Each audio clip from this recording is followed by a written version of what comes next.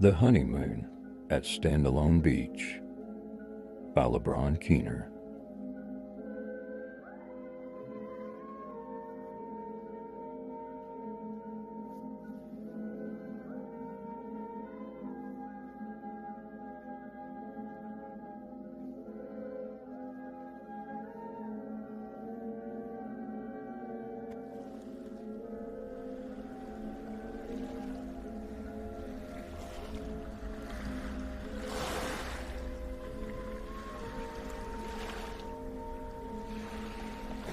She stands underneath the evening twilight sky as the night tide washes over her feet.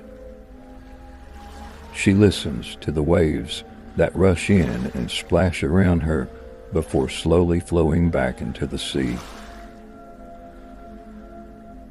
The smell of the ocean and the sight of the moon shimmering over the foamy water create a romantic ambiance. But she stands upon the sand, alone.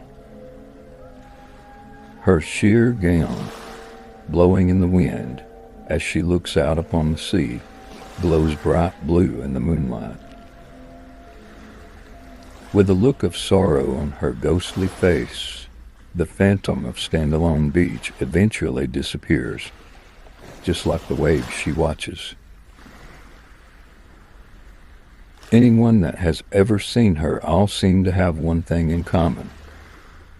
They are always newly married couples that are spending their honeymoons at Standalone Beach. One can't help but wonder, does she envy their love? Or is she simply warning them to not take their love for granted? No one knows exactly why she appears, because her story remains unknown to most. I suppose the best place to begin would be right there at Standalone Beach. Many years ago, on a very clear night, a young couple walked along the beach beside the surf. They were enjoying the romantic glow of the moon shimmering over the ocean. It was their honeymoon, and they had been married the day before. They held hands as they strolled together barefoot without a care in the world. As the warm breeze blew, her long flowing gown encircled them both. They were happy, but it lingered in the back of both of their minds that soon as the honeymoon was over, he would have to return to his army barracks. She would have to go back home to her parents and wait for him there, even though they never approved of the marriage. Her parents, concerned for her happiness, didn't believe a marriage to a soldier would end up well. The time and distance, they believed, would cause the young man to grow promiscuous and fall out of love with their daughter. The two were very much in love, and like most young lovers, they chose to follow their hearts no matter what their parents said. As they continued walking, they knew what each other was thinking. It was a bittersweet feeling to think that such a lovely honeymoon would end and leave them far apart until his service for the country was over. As the wind blew around them, he looked down into her eyes and made a heartfelt promise. He told her that once his service was over, they would plan on meeting right there on that very same beach, continue their honeymoon, and spend the rest of their lives together. She agreed, and they sealed the promise with a long, passionate kiss while the night tide washed over their feet. The next morning, they embraced, knowing the end of their time on the beach was near.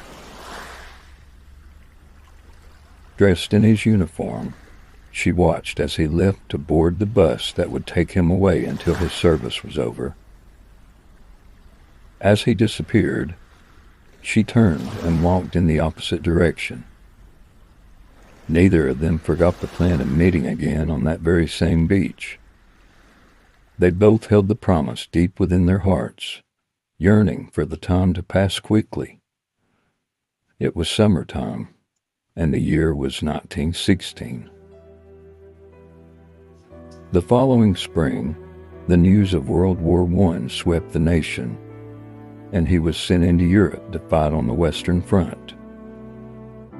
As she read the letter he had written, her heart began to ache.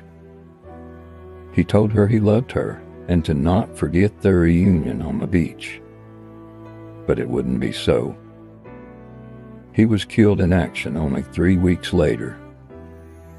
The correspondence she had received from the casualty notification officer included a letter of regrets and personal effects which included his wedding band. She clutched the ring and lay across the bed with the worst emotional pain one could ever endure. The grief was too much, and she cried for days.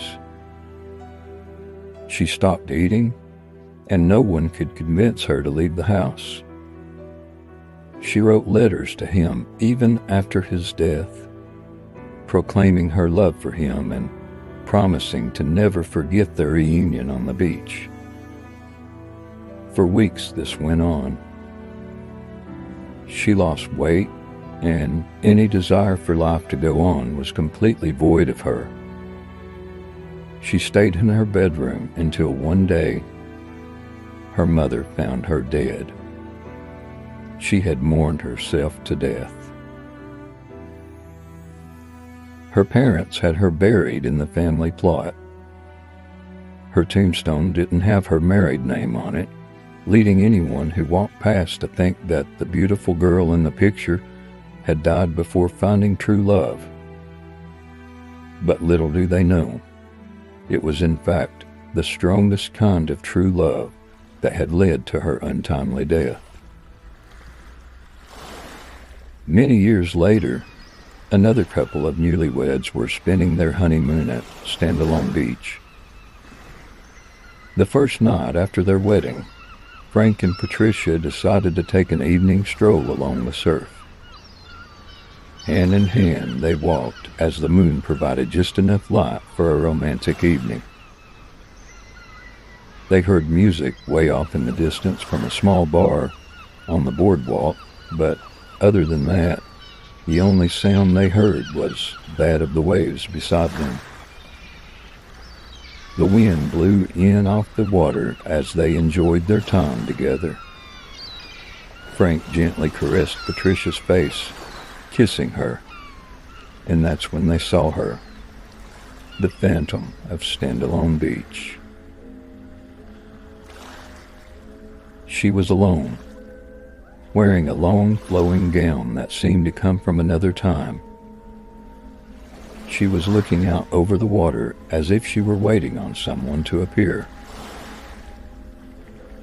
As they stood and watched, she turned around and looked at them with the most painful look of sorrow in her eyes. Her long hair was blowing in the wind. Frank and Patricia stared in disbelief of what they were seeing, and then she disappeared. They were both startled by the occurrence and stared for a brief time at the spot where the lady had been standing just moments before. It was covered in seawater, where the night tide was beginning to rush in. They continued on their walk together upon the moonlit beach, in love. The next day, Frank and Patricia drove back home to Georgia, where they planned on spending the rest of their lives together. It was a beautiful day, and the trip home was pleasant. They talked about their plans, the fun time they had at Standalone Beach, and the mysterious lady they had encountered there. With the windows down, Patricia sat close to Frank on the front seat while he drove.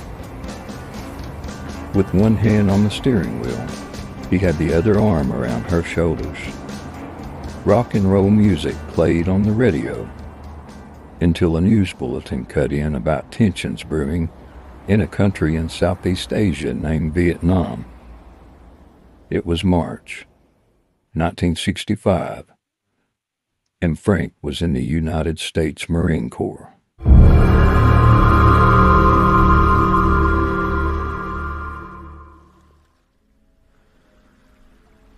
Why does she appear to them? Does she envy the newlyweds who come to honeymoon at Standalone Beach? Or is she trying to warn them how easily it can all be taken away? Whatever it is, she still stands out there by herself, awaiting her own honeymoon to continue.